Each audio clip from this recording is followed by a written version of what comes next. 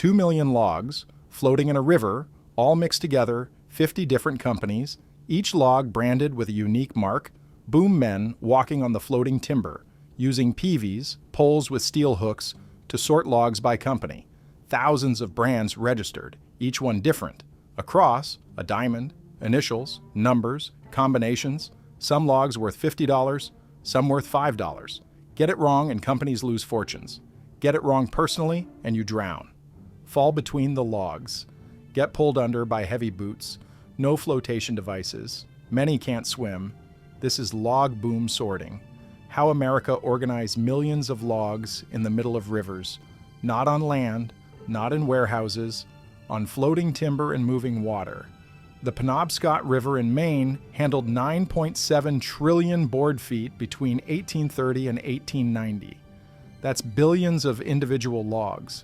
All had to be sorted, separated by owner, delivered to the right mill. The sorting booms were the inventory systems of the 1800s, massive, chaotic, deadly, run entirely by men walking on logs. This is how it actually worked. Maine, 1820s. The lumber industry is booming, literally. Bangor becomes the world's largest lumber shipping port. Between 1830 and 1890, 9.7 trillion board feet moves through Bangor. To put that in perspective, that's enough lumber to build a boardwalk 9 feet wide and 4 inches thick around the entire world. Just from the Black River Valley in Wisconsin alone, Maine processes even more. The lumber comes from thousands of small logging operations scattered across the North Woods. Independent companies, each cutting their own timber, each floating their logs down tributaries to the main rivers. The Penobscot River, the Kennebec, the Androscoggin. All these logs mixed together, thousands of logs from hundreds of companies all floating downstream simultaneously. At first, this creates chaos, arguments, fights. Companies claim logs that aren't theirs. Steal competitors' timber. The disputes sometimes turn violent. The solution appears in the 1830s, log marks. Each logging company registers a unique mark, like a cattle brand, but for logs. The mark gets stamped into the end of each log using a special hammer. The stamp drives into the wood, creates a distinctive pattern. Every company has a different mark. The registration system starts informally. Companies just pick marks. Hope nobody else uses the same one. Conflicts arise immediately. 2 companies using similar marks. Both claim the same logs. The disputes turn violent. Physical fights at the booms. Company representatives arguing, sometimes pulling weapons. The logs are worth money, serious money. A single valuable pine log might be worth $50 in 1850s money. That's $1,600 modern. Multiply by thousands of logs and companies are fighting over fortunes. The disputes go to court. Judges must examine log ends, try to differentiate between similar marks. A cross with serifs versus a plain cross, the letters JM versus TM, an L versus a T, it's messy, unreliable, subjective. The judges aren't logging experts. They're making guesses. Companies lose valuable timber to legal decisions. Other companies gain timber they didn't cut. The system fails repeatedly. By the 1840s, formal registration begins. State of Maine creates an official registry. Companies must register their marks, pay a registration fee. Maybe $5 to $10 initially. That's $160 to $320 modern. Get exclusive legal rights to that mark. The registry grows, 10 marks, 50 marks, hundreds of marks. By the 1880s, thousands of marks are registered across Maine, Wisconsin, Michigan, Idaho, and other logging states, each one documented meticulously, drawn in official ledgers, described in precise written language. A diamond with a horizontal line through the center. The letters AB enclosed in a circle. 3 vertical lines with a horizontal line above. A cross with 4 dots, 1 in each quadrant. The number 7 with a horizontal line beneath. The descriptions must be exact, legally binding, defensible in court. Any ambiguity means disputes, lost timber, lost revenue. The variety of marks is staggering. Some marks are simple geometric shapes, basic designs, circles, squares, triangles, diamonds. These get registered early. The first companies get the simple marks. As more companies enter the industry, simple marks are taken. Later companies must innovate, create complex designs. Some are letters, initials of owners. John Morrison uses JM. Thomas Wadley uses TW. Simpson Logging uses S. But single letters run out fast. 26 letters, hundreds of companies. So companies use pairs, triplets, ABC, XYZ, JMW. Run out of those too. Then letters and shapes. A inside a circle, B inside a diamond, C inside a square. Then letters with additions. A with a bar above, B with a dot beside. The combinations multiply. Some marks are numbers. The company's founding year, 1847, 1852, 1869. Or the lot number, Lot 42. Section 16, or sequential. Number 1. No.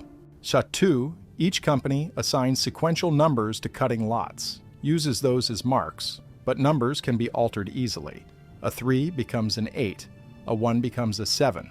So companies add protections, put numbers inside shapes, 5 inside a hexagon, 12 inside an oval. Makes alteration harder, more obvious. Some marks become incredibly complex, requiring multiple hammer blows to create. First strike, outer shape, second strike, inner shape. Third strike, letter or number. Fourth strike, additional elements. A hypothetical example. The letter M inside a diamond with 3 dots above and a horizontal line below. That's 4 separate hammer strikes. Each one must be precise, positioned correctly, or the mark is illegible, disputed, useless. The marking hammers themselves are works of art, custom forged by blacksmiths. Each hammer face carved with the company's registered mark in reverse, in relief, so when struck, it creates an impression. The hammers are heavy, 5 to 10 pounds, steel heads, wooden handles. The markers swing them like sledgehammers, 1 solid blow per log end. Creates a mark 1/4 inch deep, visible, permanent. Can't be easily altered without obvious damage. The hammers cost money. Maybe $5 to $10 each in 1850s money. That's $160 to $320 modern. Companies guard them carefully. A stolen marking hammer means someone can mark logs with your company's mark. Steal your timber legally. It happens. Hammers go missing. Get used fraudulently. The mark registry records show notes about stolen hammers, warnings about fraudulent marks, investigations into theft. The marks serve multiple purposes beyond ownership. They also indicate quality sometimes. Premium logs get 1 mark, standard logs get another, low-grade logs get a third. Mills can sort by quality just from the marks, pay different rates. Some marks indicate species. Pine gets 1 mark, fir gets another, cedar gets a third. Boom, men can sort by species without cutting into logs. Just read the mark. Some marks indicate the year. The cutting season. Companies track harvests year by year, can determine how much they cut each season, adjust operations, plan future cuts. The marks become data points, information systems, not just ownership markers. The sophistication increases over decades. Early marks, simple shapes, ownership only. Later marks, complex designs encoding multiple pieces of information. The evolution tracks industrial development, information management, inventory control. All done with hammer strikes on wood. The marking happens at the logging camps, after trees are felled, bucked into logs, before they're sent to the river. A designated worker, the marker, carries the marking hammer. Each company's hammer has the mark carved into its face. The marker strikes the end of each log, usually the butt end, the thicker end closer to the stump. 1 solid strike drives the mark into the wood, creates an impression maybe 1/4 inch deep. Deep enough to be visible, deep enough to survive the river journey, not so deep it weakens the log. The marker must hit every single log. Miss one and that log becomes disputed property when it reaches the boom. Could go to the wrong company. Could get stolen. The marker is responsible. Personally. Gets blamed if unmarked logs appear. Some companies use 2 marks, 1 at each end. Redundancy, in case one end gets damaged.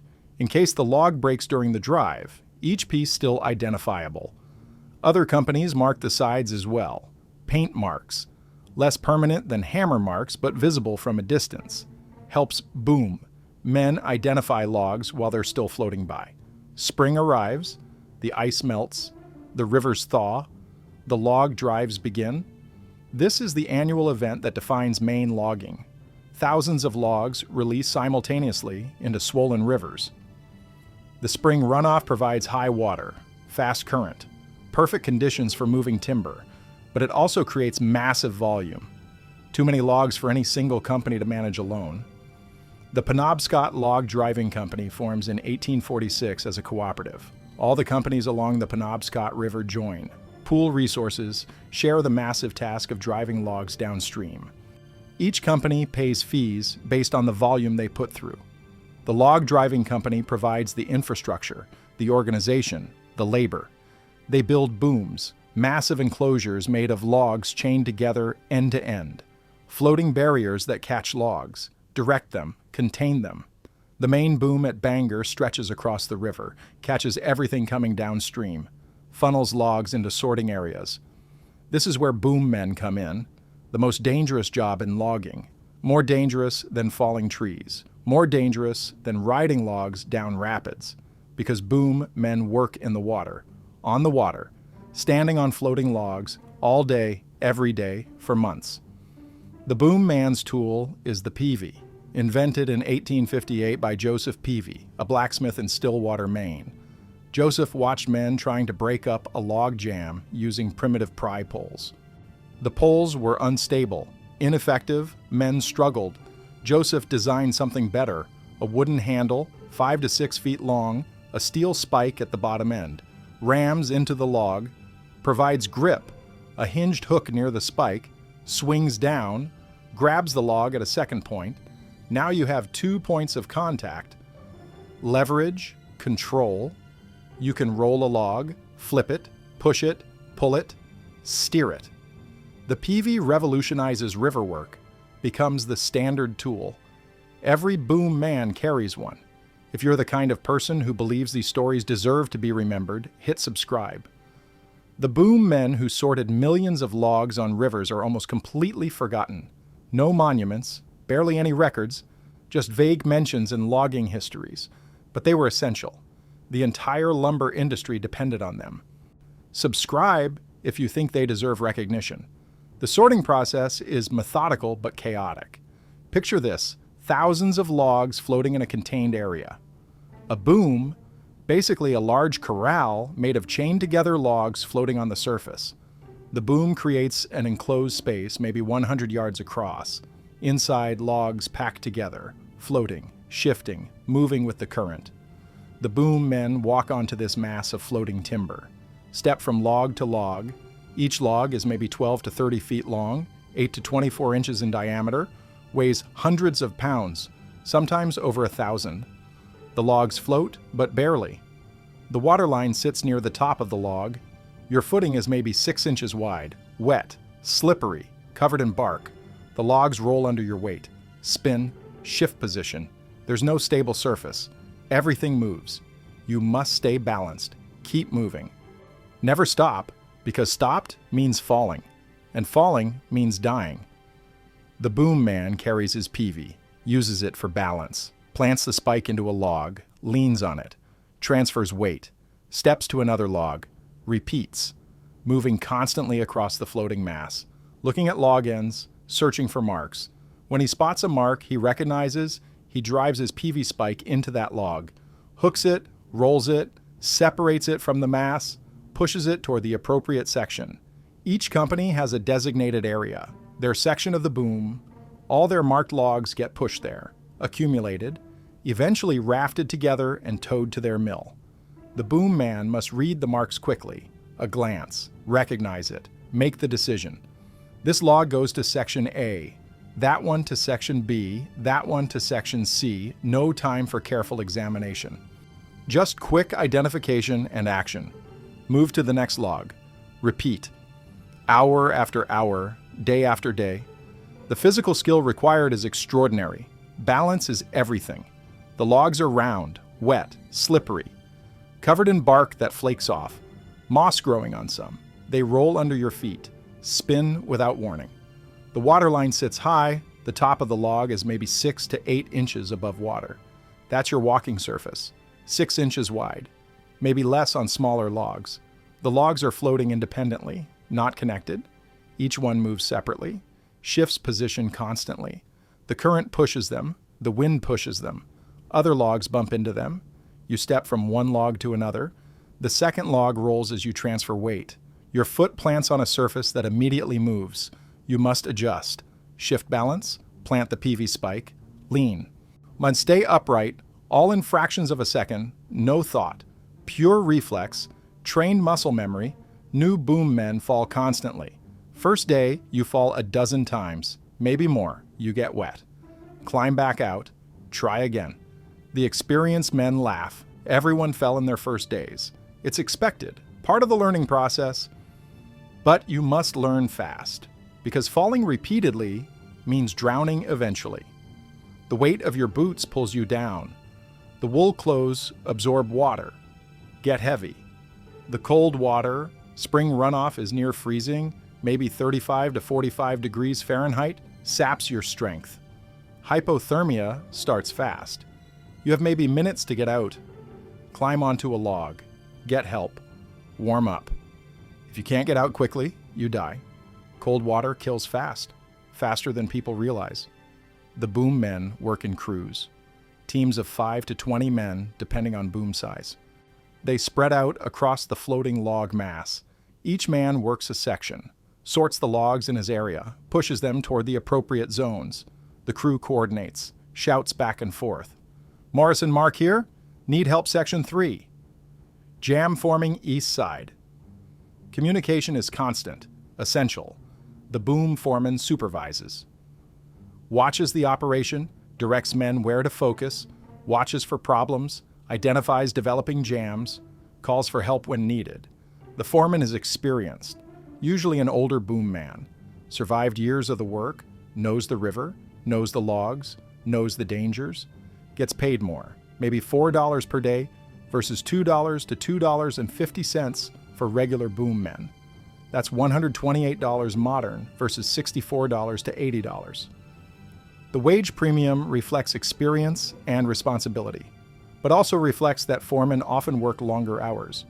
Stay at the boom until all men are safely off, check equipment, plan next day's work. It's not just more pay, it's more responsibility, more stress, more liability when things go wrong. And things go wrong constantly. Men fall, get injured, die. Not occasionally, regularly. Every season sees deaths.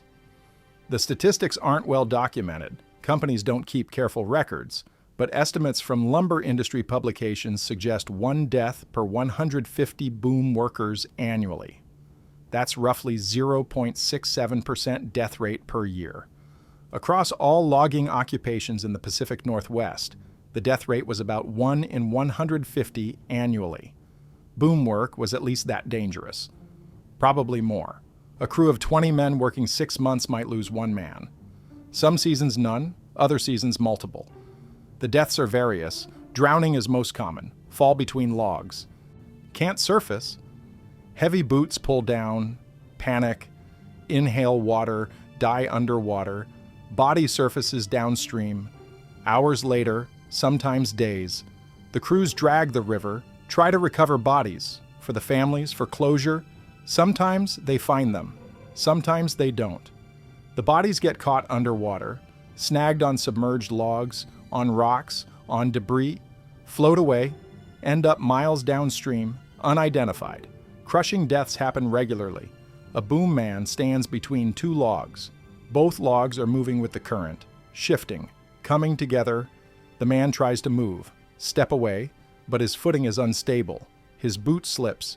He falls between the logs. They close on him. One log weighs maybe 800 pounds. The other maybe 1,000 pounds.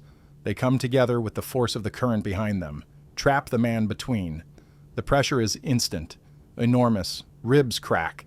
When sternum breaks, internal organs rupture. The man might scream, might not. The sound is lost in the noise of logs banging together, the water, the wind. The other boom men might not notice immediately.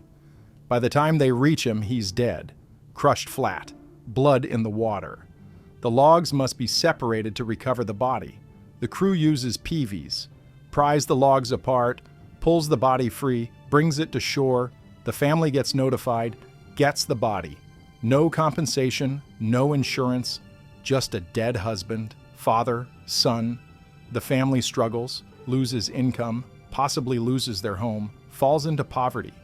This happened repeatedly, dozens of times per year across all the booms. Head injuries kill some. A log rolls unexpectedly, strikes a boom man, hits his head, skull fracture, he goes unconscious, falls into the water, face down. The current takes him. He drowns while unconscious, never wakes up. The crew sees him fall, tries to reach him, usually too late. The current is too fast. He's already downstream. Gone. Or worse, sometimes the head injury doesn't kill immediately. The boom man gets knocked into the water, surfaces, is conscious but dazed, disoriented, can't think clearly, can't swim properly. The crew shouts directions, tries to help. He doesn't respond correctly, can't follow instructions, drowns despite being conscious, despite being visible, despite help being available. Brain injuries make rescue impossible even when rescuers are present. Several recorded incidents describe this exact scenario. Boom men watching helplessly as an injured colleague drowns within sight, within reach almost, but unable to save him because the injury prevents coordination. The dangers are constant and varied. Falling is the obvious one. Step wrong. Log rolls. You lose balance, fall between logs. The logs close above you. You're underwater, in the gap between floating timber. Can't surface. The logs are packed tight. No space to come up. Your heavy boots, called caulk boots or cork boots, are designed for gripping wet wood. Have metal spikes in the soles.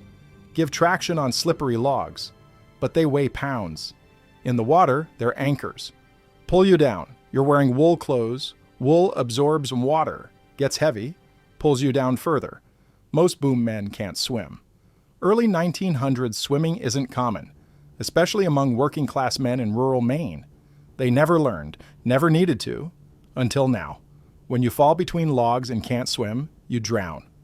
Quickly, the other boom men might see you fall, might try to reach you, might try to separate the logs, hook you with a peavey, pull you out.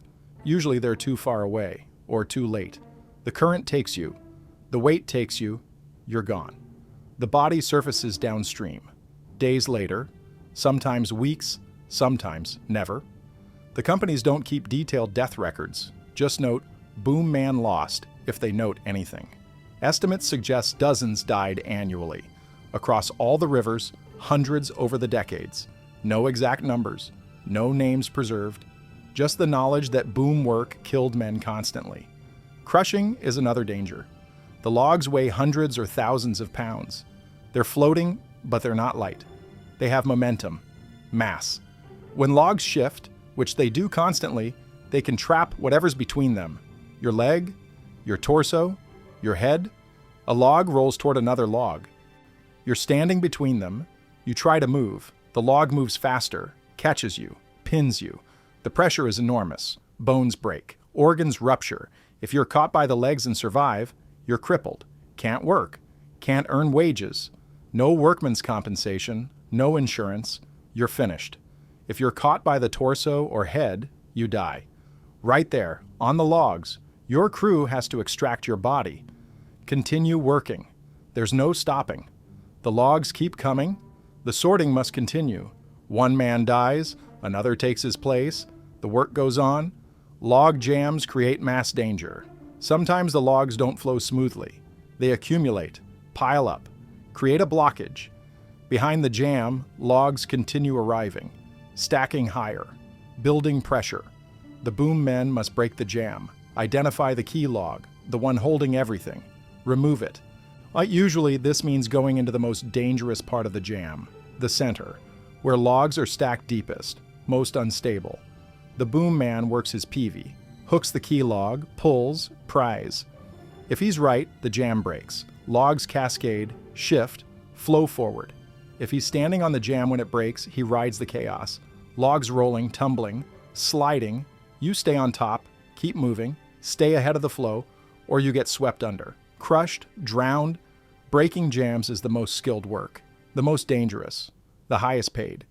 A good jam breaker might earn $3 to $4 per day. That's $96 to $128 in modern money. Most boom men earn $2 to $2.50 per day. The premium reflects the risk. These men didn't have YouTube channels. They didn't have anyone telling their story. We're changing that. If you believe their sacrifice deserves recognition, I'd hit subscribe. The boom men worked in conditions that would be illegal today, impossible today, but they had no choice, families to feed, no alternatives. Subscribe if you think we should remember them. The scale of the operation is staggering. Consider the Penobscot River boom at Bangor, Maine, the largest in the region, operating from April or May through October or November each year. 6 to 7 months, processing the logs from hundreds of independent logging companies, thousands of individual logging operations scattered across northern Maine, millions of logs total, each season, every single year from the 1830s through the early 1900s. The boom at Bangor covers acres of river surface, multiple interconnected sections. Each section is a contained area, a corral of floating logs chained together end to end. The chains are massive. Each link weighs 5 to 10 pounds. The full boom chain might weigh tons. Stretched across the river, anchored to pilings, to the shore, to bedrock, holding back millions of board feet of floating timber. Inside the boom, the logs pack tight. During peak season, late May through June, when most logs arrive, the boom might contain 50,000 to 100,000 logs simultaneously. Each log is maybe 12 to 30 feet long, 8 to 24 inches in diameter, weighs 500 to 2,000 pounds depending on species and size. Do the math. 75,000 logs averaging 1,000 pounds each equals 75 million pounds of wood. That's 37,500 tons, floating in the river, all mixed together, all needing to be sorted. Boom men work every section simultaneously. Dozens of men, 50 or more during peak season, all walking on logs, all sorting, all trying not to die. The noise is overwhelming. Constant. Logs bumping together, hollow booming sounds, hence the name boom. The sound carries for miles. Water flowing, men shouting, communicating positions, warning of dangers, calling out company marks identified, Simpson, Wadley, Morrison, Johnson, unknown mark, need help section 4. The cacophony is constant, from dawn until dusk, every day, for months. The sorting productivity is remarkable. A skilled boom man can sort maybe 200 to 400 logs per day depending on conditions. If marks are clear, if logs aren't jammed tight, if weather cooperates. On difficult days, when logs are packed dense, when marks are worn, when rain reduces visibility, productivity drops. Maybe 100 logs per day, maybe less, but average it out. 250 logs per day per man. Times 50 men, that's 12,500 logs sorted daily. Times 6 months at roughly 150 working days, accounting for weather delays. That's 1,875,000 logs per season. Call it 2 million, hence the title. 2 million logs, sorted by hand, by men walking on floating timber, reading marks, making decisions, moving logs, all season, every season, for decades. The cumulative total is staggering. Between 1830 and 1890, the Penobscot River handled 9.7 trillion board feet of lumber. A log yields maybe 100 to 500 board feet depending on size. Average maybe 200 board feet. So 9.7 trillion board feet equals roughly 48.5 billion logs. That's billion with a B.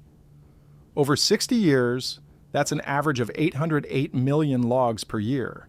Not all needed sorting at booms, some went directly to company mills, but the majority went through boom sorting systems. On hundreds of millions of logs sorted by boom men over those 6 decades.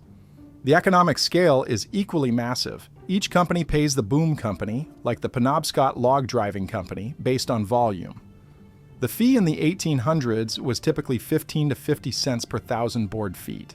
Let's say 25 cents average. That's $8 modern.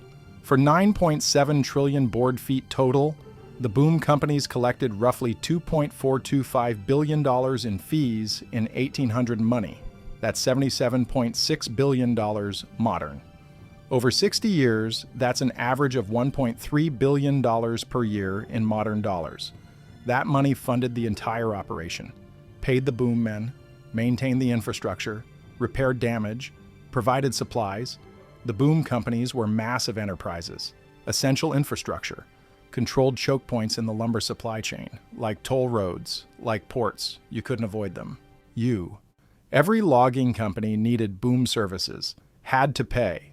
The boom companies had enormous power, could delay logs, could prioritize certain companies, could manipulate the system. Some were honest, run as cooperatives, profits shared among member companies. Others were private, run for profit, maximized revenue. Some became corrupt, took bribes, favored certain companies, shortchanged others. The potential for abuse was enormous. Most boom companies operated fairly because their reputation mattered, but scandals occurred, legal battles, investigations, sometimes criminal charges. The boom companies occupied a critical position in the lumber economy. Billions of dollars flowed through them. That kind of money attracts corruption. The boom men themselves earned modest wages, $2 to $3 per day in the 1890s and early 1900s. That's $64 to $96 modern for incredibly dangerous work.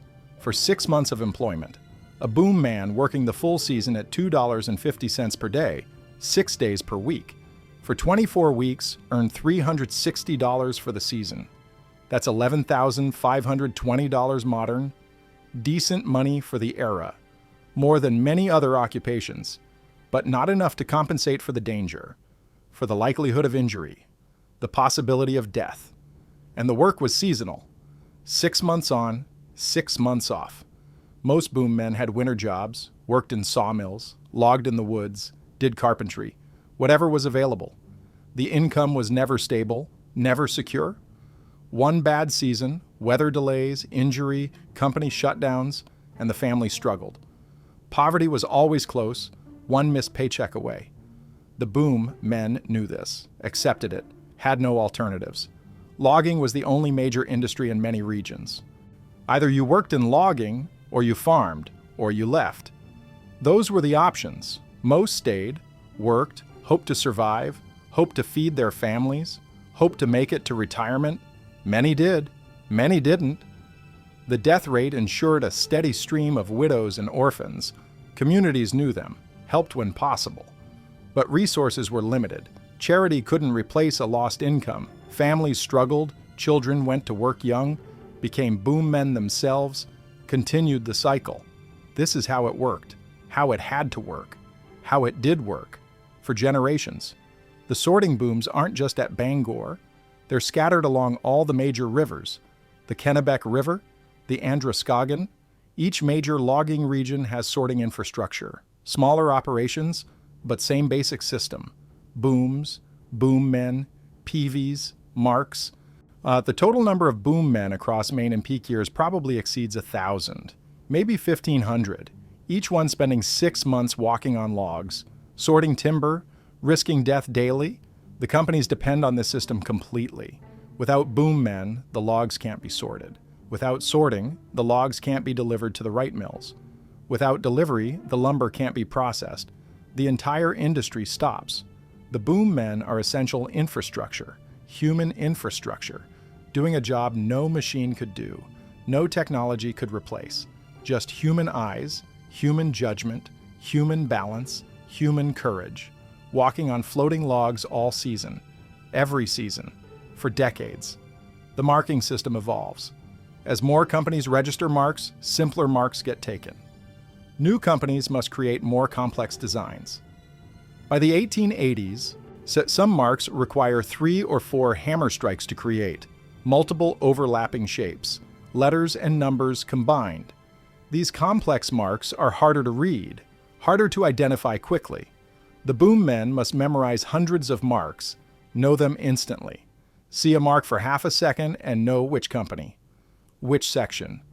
Some boom men work the same boom for years, become experts, know every active mark, can sort faster than new workers.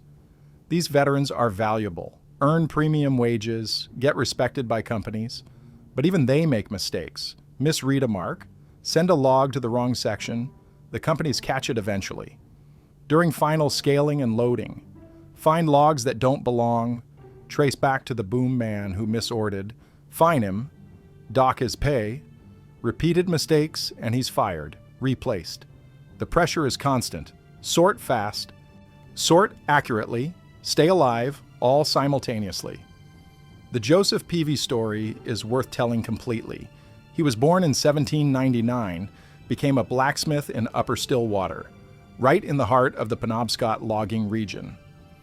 In 1858, a log jam formed on the Stillwater branch of the river. From a bridge overhead, Joseph watched boom men struggling with their primitive tools. They used swing dingles, basically a pole with a loose swivel hook. Unstable, ineffective, the hook swung freely, didn't stay positioned. The men struggled for leverage. Joseph saw the problem clearly, returned to his blacksmith shop, directed his son Daniel to help. Together they forged a new tool, a rigid clasp that encircled the handle, held the hook in place, no sideways movement, just up and down, a toe ring at the bottom of the handle, and critically, a sharpened spike driven into the end. This spike could be rammed into a log, gave instant grip, stability. The first peavey was given to a river driver named William Hale. He tested it, declared it a great success. Word spread. Orders came. Joseph founded the Bangor Edge Tool Company, later became Peavey Manufacturing Company. The company still exists, still makes peaveys.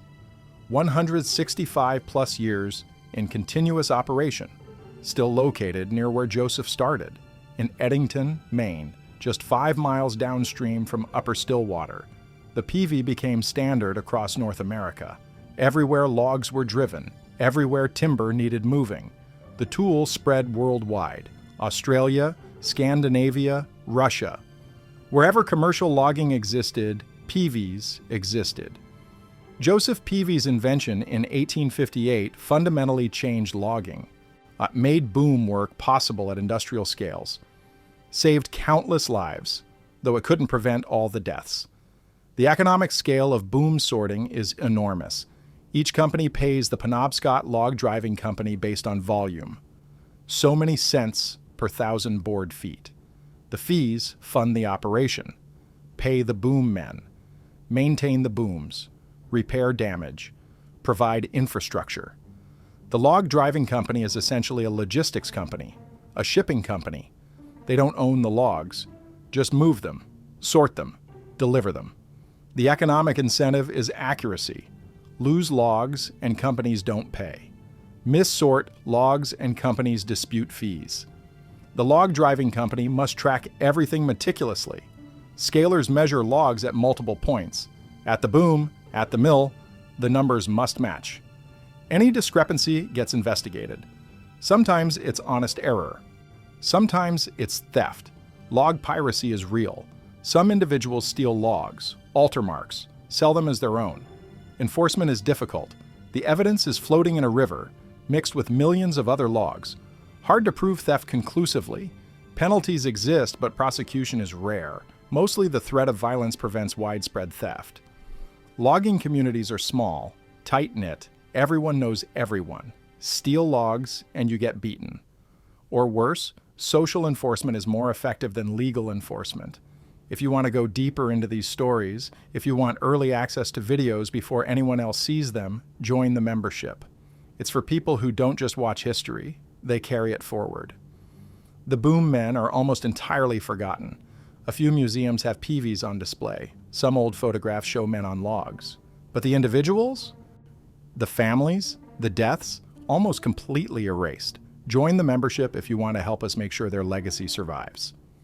The boom work continues through the 1800s into the 1900s, reaches peak volume in the 1880s and 1890s, then begins declining. Several factors contribute. First, the forests are being depleted, especially in the Northeast. Maine's easily accessible timber is gone by 1900. Logging shifts west, to the Great Lakes region, to the Pacific Northwest. The timber there is even bigger, but the rivers are different. The systems don't transfer perfectly. Second, technology changes. Logging railroads replace river drives in many regions. Rails carry logs directly from forest to mill. No water needed, no booms, no boom men. The logs stay organized, don't mix. Each company runs its own trains to its own mills. Third, when environmental concerns emerge slowly. By the 1960s and 1970s, river drives are seen as pollution. Bark clogs rivers. Sunken logs litter riverbeds. The ecological damage is obvious. The Clean Water Act of 1972 effectively ends river driving in Maine.